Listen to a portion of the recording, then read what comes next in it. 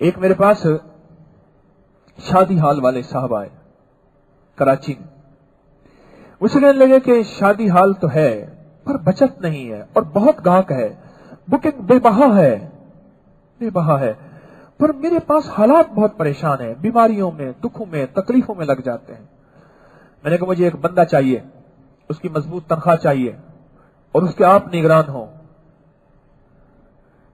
مجھے کہنے لگی جی میں تو کہہ رہا ہوں کہ میرے پاس مال نہیں ہے. میں نے کہا اسی سے مال ملے گا. ایک بندہ چاہیے, اس کا کام صرف وہ ہو جو میں بتاؤں گا, اس کو کسی اور کام پہ لگائے, میرا عمل ٹوٹ جائے گا, میں جو عمل کرنا چاہتا ہوں. اس نے کہا جی ٹھیک ہے, بندہ میں دوں گا.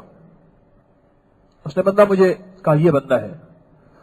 میں نے کہا اس کا کام یہ ہوگا کہ تیرے شادی حالوں میں جو بد حواسی سے کھائی ہوئی بوٹیوں کے اوپر لگا ہوا گوشت ہے, نفسا نفسی کی حالت میں کھائی ہوئی بوٹیاں, نفسا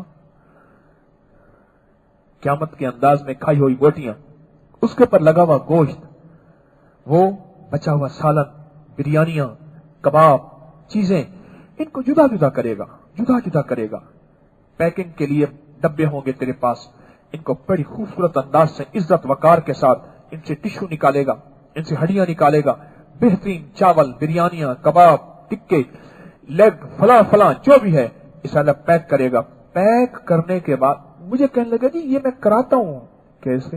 کہنے لگا جو میرے ملازم ہیں وہ لے جاتے ہیں. وہ بندہ اوپر کھڑا, اس نے کہا صاحب وہ صرف تھوڑا سا لے جاتے ہیں, جو بوٹی کھائی ہوئی ہوتی ہے تھوڑی سی بھی, اتنا ہوتا ہے کہ وہ سب ہم 10 دن میں پھینکتے ہیں. ہوتا اتنا ہے, بچا ہوا اتنا ہوتا ہے.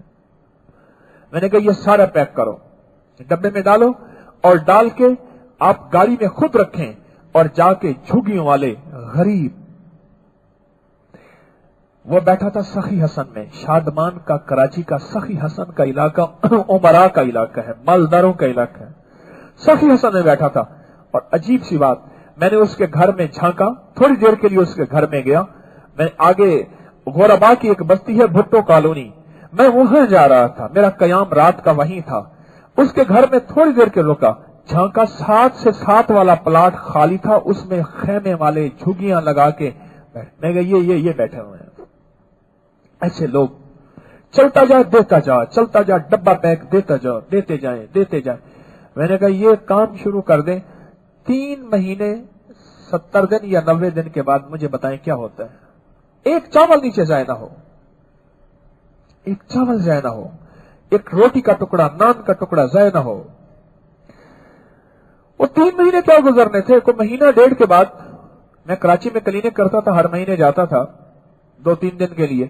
وہ تو اس نے کہا مجھے, اس نے کہا جی تو رب کا انوکھا نظام ہے, میرے ساتھ برکتوں کے دروازے, وسعتوں کے دروازے, میں تو میرے کام بننا شروع ہو گئے ہیں.